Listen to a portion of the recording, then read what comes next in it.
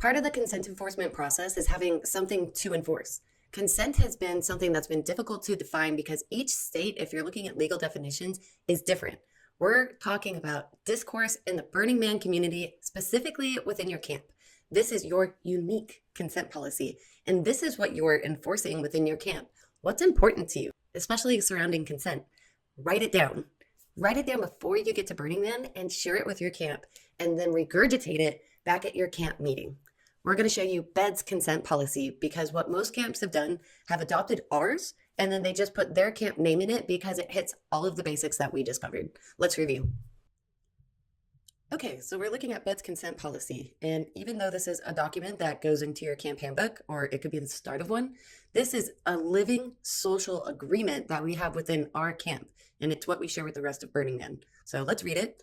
We believe authentic and enthusiastic consent is the 11th principle of Burning Man. We believe we can show people how to express themselves by normalizing the conversation surrounding consent. When our community feels it's comfortable discussing consent as they do discussing food, everyone will benefit. We believe that consent works best when discussed up front.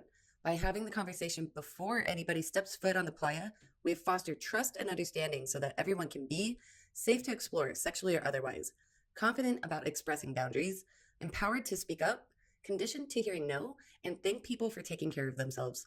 Affirmative consent for any participation, touching, hugging, dancing, photos, etc., is required from everyone within our camp. Without an authentic, freely given, specific, informed, and enthusiastic yes, there is no consent. Consent is always reversible and retractable at any time.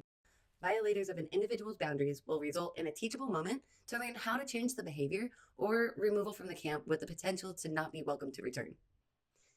This is pretty basic and it covers what we just talked about, fries. When you have something written down and you foreshadow it to your camp, they know what the boundaries are and they know how to behave.